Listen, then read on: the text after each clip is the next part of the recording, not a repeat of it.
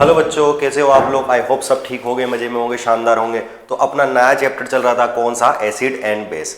Acid और base को समझने के लिए अपन को इंडिकेटर्स को समझना जरूरी था, और इंडिकेटर्स को अपन ने कल अच्छी तरीके से, बिल्कुल शानदार तरीके से समझा था।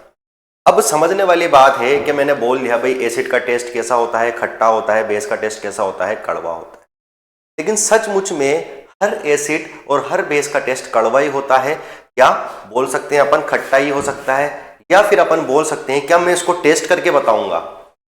बेटा एसिड और बेस को टेस्ट करना बेटा लगभग लगभग नामुमकिन है कि सब एसिड और बेस को मैं टेस्ट करके आपको आंसर दूं। ये सब चीजें तो सब क्या है बेटा, बिल्कुल इम्पॉसिबल चीज है। तो इस इम्पॉसिबल को सही करने के लिए, पता करने के लिए मैं किसका यूज करता हूं? इंडिकेटर्स का यूज करता हूं। और इंडिकेटर्स क्या होते हैं? इंडिकेटर्स दो तरह के होते हैं, एक तो नेचुरल इंडिकेटर्स और कौन से? Synthetic indicators. अब नेचुरल इंडिकेटर्स की बात करूं तो नेचुरल इंडिकेटर्स में अपन ने दो चीज पढ़ी थी, कौन कौन सी? एक तो था बेटा लिटमस पेपर, और दूसरा कौन सा था बेटा? टर्मरिक पाउडर, या टर्मरिक बोल सकते हैं तो अपन। लिटमस पेपर की अगर मैं बात करूं तो लिटमस पेपर होता क्या है सर? कि लिटमस पेपर लिटमस पेपर, अगर मैं AR, मैंने एक ट्रिक लिखी थी बेटा AR, अगर मेरे पास एसिड सॉल्यूशन होगा और एसिड सॉल्यूशन में मैं कौन सा लिटमस पेपर डालूंगा बेटा? ब्लू लिटमस पेपर डालूंगा, तो वो किस में चेंज हो जाएगा? रेड में चेंज हो जाएगा। और अगर रेड लिटमस पेपर डालूंगा तो उसमें कलर कोई चेंज नहीं होगा। एक बार लिख लेते हैं बेटा, कल वाली ही पूरी बात है। मैंने बोला कि अगर मेरे पास सॉल्यूशन कैसा है, एसिडिक सॉल्यूशन है, और एसिडिक सॉल्यूशन में मैंने ब्लू लिटमस पेपर डाला,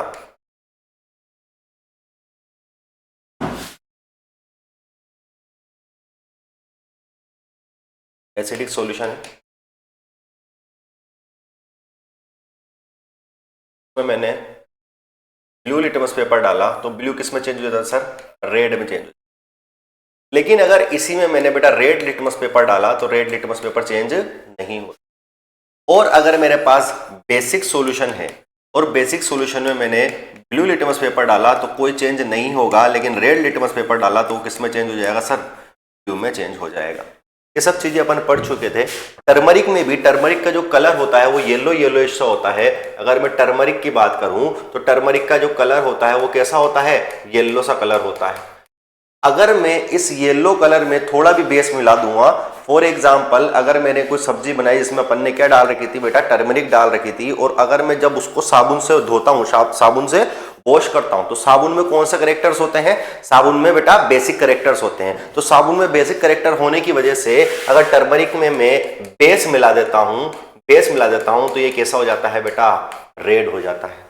ये सब चीजें अपन ने पढ़ चुके थे। उसके बाद अगर मैं सिंथेटिक की बात करूं तो आप कल के लेक्चर जाके देखना एक बार। सिंथेटिक की बात करूं तो दो सिंथेटिक अपन ने पढ़ी थी, फिनोफ्थलीन और बोलो बेटा मिथाइल ऑरेंज। लेकिन एक बात बताओ, तुम्हारा कोई ऐसा मित्र है जो देख ही नहीं सकता? समझ रहे हो बात को? पहले मैंने बोला कि मैं टेस्ट करके बताऊंगा, फिर मैंने बोला साहब टेस्ट सबको नहीं कर सकते तो मैं इंडिकेटर्स का यूज करूंगा। ठीक, फिर मैंने जो इंडिकेटर्स बताया वो कलर के हिसाब से बताया, रेड ब्लू ग्रीन जो भी बताया मैंने। अब मैं बोल रहा हूं कि वो एक इंसान, एक मनुष्य, एक तुम्हारा ऐसा दोस्त है जो बेचारा देख ही नहीं सकता, वो ब्लाइंड है। कैसा है? ब्लाइंड है। अब वो ब्लाइंड तो है लेकिन उसने केमिस्ट्री ले ली। केमिस्ट्री लेने का अधिकार तो सब बच्चों को है, कोई भी ले सकता है। अब उसने कुछ केमिस्ट्री ले ली, या केमिस्ट्री उसकी 10वीं क्लास में केमिस्ट्री थी। अब वो जैसे ही प्रैक्टिकल करने गया तो और बच्चे तो लिटमस में देख देख के बता रहे थे सर ये एसिड है, सर ये बेस है, कोई मिथाइल ऑरेंज से टेस्ट कर रहा है, कोई फिनोफ्थलीन से टेस्ट कर रहा है। उसको कलर कैसे दिखेगा? वो बिना किसी हेल्प के अगर उसको इंडिकेटर्स को शो करना है तो वो किस तरीके से करेगा बेटा? नोज के थ्रू। किसके थ्रू? नोज के थ्रू, स्मेल लेके। से बेटा स्मेल लेके, जिसको बोलते हैं बेटा ओल्फैक्टरिक इंडिकेटर्स। अब ओल्फैक्टरिक इंडिकेटर्स क्या होते हैं, आओ अपन इसमें देखेंगे। देखो बेटा, चलो इधर देखो, अपन ने पढ़ा कि जो भी इंडिकेटर्स होते हैं, इंडिकेटर्स आपको क्या बताते हैं कि आपका जो सॉल्यूशन है वो एसिड है या बेसिक है। ठीक है, इसके द्वारा बताते हैं कलर चेंज करके द्वारा। लेकिन सम सब्सटेंस, कुछ सब्सटेंस ऐसे होते हैं बेटा, कुछ सब्सटेंस ऐसे होते हैं जो अपने ऑर्डर मतलब अपनी स्मेल में चेंज करते हैं। किस में चेंज करते हैं बेटा? स्मेल में चेंज करते हैं। और स्मेल में चेंज करने के बाद आपको पता पड़ेगा सॉल्यूशन एसिडिक है या बेसिक है। अगर मैं स्मेल से एसिड और बेस का पता लगा रहा हूं तो ऐसे इंडिकेटर्स को क्या बोलूंगा बेटा? Olfactory indicators. कौन से इंडिकेटर्स बोलूंगा बेटा? ऑल्फैक्ट्रिक इंडिकेटर्स। ऑल्फैक्ट्रिक इंडिकेटर्स मतलब ये जो हिस्सा होता है इसको क्या बोलते हैं? ऑल्फैक्ट्रिक लोब्स बोलते हैं। तो ये ऑल्फैक्ट्रिक इंडिकेटर होता है, आप बायोलॉजी में पढ़ोगे इसको। अभी आप मैं बता रहा हूं जो श्वास द्वारा या स्मेल करके जो अपन पता लगाते हैं उसको क्या बोलते हैं बेटा? ऑल्फैक्ट्रिक इंडिकेटर्स बोलते हैं। अब ऑल्फैक्ट्रिक इंडिकेटर्स क्या हो सकते हैं? आओ देखें। यहां पर ऑल्फैक्ट्रिक इंडिकेटर्स क्या क्या दे रखे हैं? देखो बेटा, एक्टिविटी 2.2, एक्टिविटी 2.2 को अच्छी तरीके से समझेंगे और एक्टिविटी 2.2 से अपन को ऑल्फैक्ट्रिक इंडिकेटर के बारे में थोड़ा सा आइडिया लगेगा। उसने बोला कि आप थोड़े से फाइन चॉप्ड मतलब छोटे छोटे छोटे छोटे छोटे छोटे कटे हुए क्या लो? अनियंस लो। अनियंस मतलब बेटा प्याज है ना, कांदा जिसको बोलते हैं ना, हमारे यहाँ कांदा बोलते हैं। तो आप छोटे छोटे फाइनली चॉप क्या लो? अनियंस लो। उसको एक प्लास्टिक की बैग में रख दो थोड़े टाइम के लिए और उसमें थोड़े से क्या क्लॉथ के कपड़े जो होते हैं ना, कपड़े क्लॉथ्स जो होते हैं, कपड़े काट के उसकी स्ट्रिप रख देंगे अपन। समझ में आया? मैंने क्या करा, प्याज को बारीक बारीक काटा, उसको एक पॉलिथीन में रखा और उसमें थोड़े से कपड़े डाल दिए, ठीक है, और उसको टाइट बेक करके, उसको बिल्कुल टाइटली बांध करके ओवरनाइट के लिए छोड़ दिया फ्रिज में। ओवरनाइट के लिए फ्रिज में छोड़ दिया। अब आप एक बात बताओ कि अगर मैंने किसी प्याज को छोटे छोटे बारीक बारीक काट के उसमें कुछ कपड़ा डाल दिया, कुछ क्लॉथ डाल दिया और रात भर छोड़ दिया, तो एक बात मेरे को पर्सनली बताओ आप, क्या उसमें से स्मेल आएगी या नहीं आएगी प्याज की?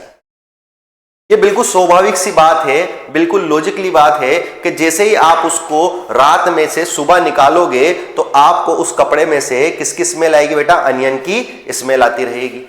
अब इस अनियन की स्मेल से मैं किस तरीके से पता लगाऊंगा कौन सा एसिड है कौन सा बेस है? मैंने क्या किया, दो सॉल्यूशन ले लिए, सॉल्यूशन ए और सॉल्यूशन बी। सॉल्यूशन ए में मेरा एसिड था, सॉल्यूशन बी में मेरा क्या था? बेस था। जब मैं एसिड में उस कपड़े को डुबाता हूं, किसको? जो रात भर रखा था, किसके साथ? अनियन के साथ। जब एसिड में मैं उस कपड़े को डुबाता हूं और उसको बाहर निकालता हूं और उसको स्मेल करता हूं तो अनियन की स्मेल अभी भी आ रही थी। क्या बोल रहा हूं मैं? उस कपड़े को जो अनियन के साथ मैंने ओवरनाइट रखा था उसको जब एसिडिक सॉल्यूशन में डाल के निकालता हूं और उसको स्मेल करता हूं तो अनियन की स्मेल अभी भी उस क्लॉथ में, उस कपड़े में आ रही थी। क्लियर है बात? ठीक। लेकिन जब मैं बी बीकर जिसमें मेरे पास बेस का सॉल्यूशन था उसमें मैं उस स्ट्रिप को डालता हूं, उस कपड़े के स्ट्रिप को डालता हूं और जब उसको बाहर निकाल के उसको स्मेल करता हूं तो उसमें बेटा अनियन की स्मेल नहीं आ रही थी। अनियन की स्मेल नहीं आ रही थी। इसका मतलब अगर अनियन को मैं बेस में डालूंगा, अनियन के स्ट्रिप को मैं बेस में डालूंगा तो वो क्या होगा बेटा? उसकी स्मेल को मिटा देगा।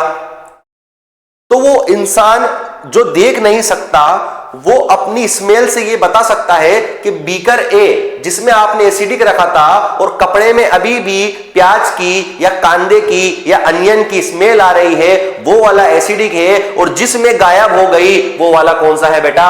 बेस है। समझ में आई बात? बिल्कुल आसान से समझने वाली बात है।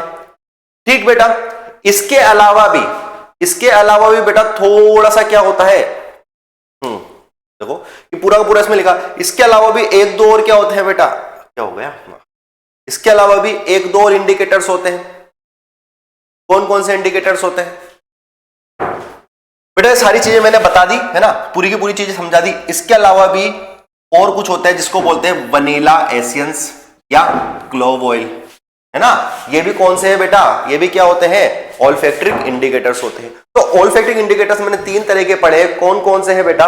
सबसे पहला कौन सा था? सबसे पहले ऊपर कौन सा था बेटा? अनियन वाला। फिर उसके बाद कौन सा है? वनीला एसेंस वाला। और तीसरा कौन सा है? क्लोव ऑयल वाला। क्लियर बेटा? लेकिन एक बात ध्यान रखो, यहां से मैं आपको यह तो बता सकता हूं कौन सा एसिड है कौन सा बेस है, लेकिन मैं यहां से आपको यह नहीं बता सकता कौन सा स्ट्रॉन्ग एसिड है और कौन सा स्ट्रॉन्ग बेस है, या कौन सा वीक एसिड है और कौन सा वीक बेस। इस कॉन्सेप्ट को समझने के लिए अभी आगे चलेंगे जब समझेंगे, लेकिन एक छोटी सी एक माइनर सी जो पिक्चर है वो आपके सामने मैं क्लियर करता हूं कि अपने पास एक स्केल रहता है। जैसे बेटा अपन स्केल होता है ना, नॉर्मल सा स्केल होता है ना, इसी तरीके से पीएच को मेजरमेंट करने के लिए स्केल होता है जो 0 से 14 तक लाई करता है। कहां से कहां तक? 0 से 14 तक लाई करता है, और इसके मिड में क्या होता है बेटा? 7 होता है। ये कुछ इसकी वैल्यू होती है। अगर मेरी पीएच की वैल्यू, कौन सा स्केल है बेटा? ये पीएच स्केल। अगर मेरी पीएच वैल्यू 0 से 7 के मिड में आ रही है तो मेरा सॉल्यूशन कैसा होगा? एसिड। और अगर 7 से ज्यादा और 14 तक आ रही है तो मेरा सॉल्यूशन कैसा होगा बेटा? बेसिक। कैसा सॉल्यूशन होगा? बेसिक सॉल्यूशन होगा। लेकिन दिक्कत वाली बात यह है कि अगर मेरी जो पीएच है, मेरी पीएच है इस यहां तक आ रही है, यहां तक मान लो मेरी जो पीएच आ रही है वो आ रही है 1.2 से 1.5 के बीच में, या 5.3 से 5.5 के बीच में। देखना बेटा, अगर मेरे पास जो पीएच आ रही है, एक लगभग मैं आइडिया बता रहा हूं, जो आ रही है बेटा 1 से लेके 3 पीएच के बीच में, तो मेरा जो एसिड होगा वो कौन सा एसिड होगा? स्ट्रॉन्ग एसिड होगा। कौन सा एसिड होगा? Strong acid. अगर मेरी बेटा 5 से 6.5 6.8 तक आ रही है तो मेरा कौन सा होगा? वीक एसिड होगा। क्या होगा? वीक एसिड होगा। तो मैं इंडिकेटर से ये तो बता सकता हूं मेरा कौन सा सॉल्यूशन एसिडिक है और कौन सा बेसिक है, लेकिन मैं ये नहीं बता सकता कौन सा स्ट्रॉन्ग एसिड है, कौन सा वीक एसिड है, कौन सा स्ट्रॉन्ग बेस है और कौन सा वीक बेस है। इसको पता लगाने के लिए मेरे पास एक अगली चीज आएगी जिसको अपन बोलते हैं पीएच स्केल। पीएच स्केल को अपन बाद में पढ़ेंगे। आओ थोड़े से टॉपिक को और आगे की तरफ लेके जाते हैं। ठीक, अब एक्टिविटी 2.3। एक्टिविटी 2.3 बेटा बहुत आसान एक्टिविटी है और बहुत अच्छी एक्टिविटी है। आपको एसिड एंड बेस की रिएक्शन करवानी है मेटल के साथ। किसके साथ करवानी है? मेटल के साथ। मेटल क्या होते हैं? अगर नॉर्मल सी 6-7 क्लास की अगर लैंग्वेज में बोलूं तो मेटल्स क्या होते हैं? जो इलेक्ट्रॉन का लॉस करते हैं वो क्या कहलाते हैं? मेटल कहलाते हैं। जो इलेक्ट्रॉन का लॉस करके अपने ऊपर कौन सा चार्ज लाते हैं? पॉजिटिव चार्ज लाते हैं। ठीक है, तो मेटल्स क्या होते हैं? जो इलेक्ट्रॉन का लॉस करके अपने ऊपर कौन सा चार्ज लाते हैं? पॉजिटिव चार्ज लाते हैं, उसको क्या बोलते हैं? मेटल बोलते हैं। कोई दिक्कत है मेटल में? ठीक, अब आपको इस एक्टिविटी के लिए टीचर के असेसमेंट की जरूरत है, कोई दिक्कत वाली बात नहीं है ना, अपन को इतने सीरियस नहीं लेना है। सुनना, यहां से अपनी चीज शुरू हुई। ये अपना सेटअप है, इस सेटअप को अपन बाद में देखेंगे। इसमें सुनना, take about 5 ml of dilute sulphuric acid. Dilute sulphuric acid मतलब H2SO4। अच्छा बेटा, डाइल्यूटेड का मतलब क्या होता है? ये डाइल्यूटेड का मतलब अपन इसी चैप्टर में थोड़ा सा आगे की तरफ समझ में आएगा। कंसंट्रेटेड और डाइल्यूट में क्या अंतर है, इस चैप्टर में जब धीरे धीरे आगे की तरफ चलेंगे आपको समझ में आएगा। अभी मैं आपको सिर्फ इतना सा क्लियर कर रहा हूं, डाइल्यूट का मतलब है कि मैंने एसिड में थोड़ा पानी मिलाया हुआ है ना। वैसे एसिड में पानी नहीं, पानी में एसिड मिलाते हैं तो डाइल्यूट होता है। तो एक तरीके से मैंने क्या है, एसिड में पानी मिलाया हुआ, आप ये याद रखो। ठीक है, तो डाइल्यूटेड का मतलब क्या है? कोई नहीं भूलेगा बेटा, डाइल्यूट का मतलब क्या है? यहां पर थोड़ा सा पानी वानी मिला हुआ है, किसमें? एसिड में। ठीक है, अच्छा ये डाइल्यूटेड क्यों ले रहे हैं? सुनना, क्योंकि लेबोरेटरी में अगर अपन छात्र छात्रा कहीं प्रैक्टिकल कर रहे हैं, अपन बच्चे हैं छोटे छोटे, तो अपन वहां पर कौन सा एसिड रखते हैं? अपन ऐसा एसिड रखते हैं जिससे थोड़ा सा खतरा कम हो। कंसंट्रेटेड HCl या H2SO4 जिसको अपन बोल सकते हैं सल्फ्यूरिक एसिड, या अपन हाइड्रोक्लोरिक एसिड बोलते हैं। अगर कंसंट्रेटेड में मैं ले रहा हूं तो कंसंट्रेटेड में बहुत हाईली रिएक्टिव होते हैं और दुर्घटना का खतरा ज्यादा रहता है। तो बच्चों को उस दुर्घटना से बचाने के लिए जितने हो सकते हैं प्रैक्टिकल लैब में अपन डाइल्यूटेड चीजों का यूज करते हैं, क्योंकि अगर वो गिर भी जाता है, कहीं लग भी जाता है तो लॉस बहुत कम होता है अपनी बॉडी को। वैसे इतना डाइल्यूटेड रखते हैं आजकल तो प्रैक्टिकल लैब में कि आपकी स्किन जलती भी नहीं है, कुछ जलन भी नहीं, बस थोड़ी बहुत क्या होती है बेटा, इचिंग वगैरह होकर रह जाती है। ठीक, चलो बेटा इधर देखो। तो मैंने क्या किया, आपने एक टेस्ट ट्यूब ली, उस टेस्ट ट्यूब में 5 ml डाइल्यूट H2SO4 रख दिया, एसिड डाल दिया इसका मतलब, और उस एसिड में जिंक के छोटे से पीस डाल दिए। जिंक बेटा एक मेटल है, जिंक के डाल दिए, छोटे से पीस डाल दिए। अब देखना कुछ मैजिक होगा।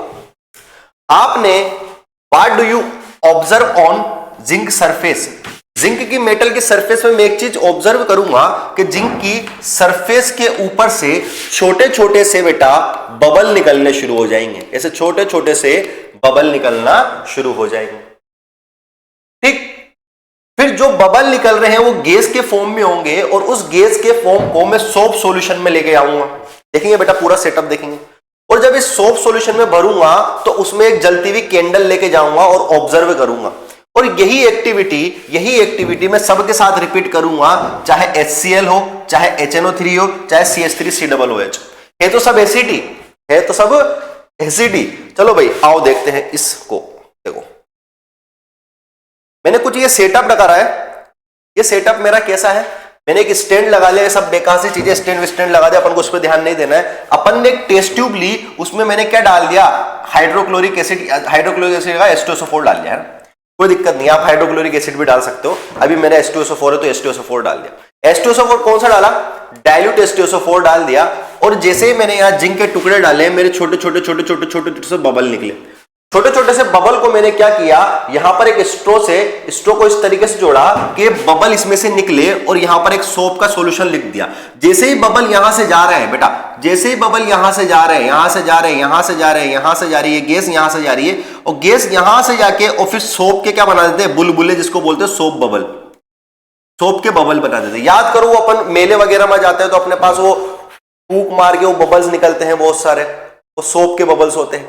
ये वैसे ही सोप के बबल्स है, लेकिन इसमें कौन सी गैस भरी हुई है बेटा, इसमें हाइड्रोजन गैस भरी हुई है। अब यहां पर हाइड्रोजन गैस भरी हुई तो है, लेकिन हाइड्रोजन गैस कैसे पता लगेगा यहां पर हाइड्रोजन गैस भरी हुई है, आप कैसे बताओगे यहां हाइड्रोजन गैस भरी हुई है, यहां पर ऑक्सीजन गैस भी तो भरी हुई हो सकती थी। तो सुनना, जैसे ही जलती हुई मोमबत्ती को मैं, कैंडल को मैं इसके पास लेके जाता हूं तो एक साउंड आता है जिसको पॉपअप साउंड बोलते हैं, है ना, पॉप, है ना, ऐसा लगता है पॉप साउंड आता है। और पॉप साउंड आने से ही मेरे को यह पता पड़ रहा है कि यहां पर जो गैस है वो गैस कौन सी है, हाइड्रोजन गैस है। कौन सी गैस है, हाइड्रोजन गैस। आई बात समझ में। इसका मतलब जब मैं मेटल की रिएक्शन एसिड के साथ कराता हूं तो कौन सी गैस निकलती है सर, हाइड्रोजन गैस निकलती है। यह सेटअप कुछ इस तरीके का था। कोई दिक्कत नहीं होनी चाहिए। नोट क्या बोल रहा है, नोट करने की बोल रहा है। Note the metal in the about reaction displace hydrogen atoms form acid as hydrogen gas and form. सुना बेटा, क्या होता है यहां पर, अपन को ये लाइन पे ध्यान नहीं देना, अपन को ये लाइन पढ़नी है। एसिड और मेटल की रिएक्शन करवाने पर मेरे को क्या मिलता है, सोल्ट मिलता है और हाइड्रोजन गैस मिलती है। सुनना, मान लो मेरे पास एक मेटल था जो Zn था और एसिड थी क्या, H2SO4। ठीक है, एसिड क्या थी, H2SO4। इसको ऐसे लिखेंगे तो ज्यादा सही होगा कि H2SO4 की रिएक्शन मैंने Zn से करवाई। तो जैसे ही Zn से करवाई, एक तो मेरे को 110% हाइड्रोजन गैस मिलने वाली है। हाइड्रोजन गैस के बाद एक सोल्ट मिलेगा। अब सोल्ट क्या मिलेगा, आप खुद ही देख लो। सोल्ट, आपने H2SO4 से रिएक्शन करवाई, आपकी H2 तो गायब हो गई, आपके पास बचा क्या, SO4 बचा, मतलब यहां पर सोल्ट क्या बनेगा, ZnSO4। तो जब भी किसी मेटल की रिएक्शन में एसिड के साथ करवाता हूं, एक तो मुझे सोल्ट मिलता है और कौन सी गैस मिलती है, हाइड्रोजन गैस मिलती है। लेकिन एक चीज हमेशा ध्यान रखना बेटा, जब भी अपन रिएक्शन लिखेंगे तो रिएक्शन लिखते टाइम अपन को रिएक्शन हमेशा बैलेंस होनी चाहिए। मैंने अपन को पहले जो चैप्टर अपन ने पढ़ा है, इससे पहले टॉपिक पढ़ा है केमिकल इक्वेशन इन रिएक्शन, उसमें अपन ने सारी इक्वेशन कैसे लिखी है, बैलेंस करके लिखी है। तो आगे से जितनी भी केमिस्ट्री में जितनी भी रिएक्शन आएगी, अपन को सबको बैलेंस्ड करते हुए लिखना पड़ेगा। तो बेटा ये देखो, जब एसिड की रिएक्शन में मेटल के साथ करवाता हूं तो सोल्ट प्लस कौन सी गैस निकलती है, हाइड्रोजन गैस निकलती है। एक्टिविटी 2.4 अपन नेक्स्ट क्लास में करने की कोशिश करते हैं। आई होप सबको समझ में आया होगा, बहुत आसान सा लेक्चर था। ठीक है बेटा, अब आगे से आप इसको रूटीन में लेके आए, डेली इसको पढ़े, इसके नोट्स बनाए। जितना मैं आपको अंडरलाइन करा रहा हूं आप उतना ही करें, बाकी चीज आप स्किप कर सकते हैं। ठीक है बेटा, पढ़ते रहिए, मुस्कुराते रहिए, देखते रहिए हमारा YouTube channel. Tata bye bye.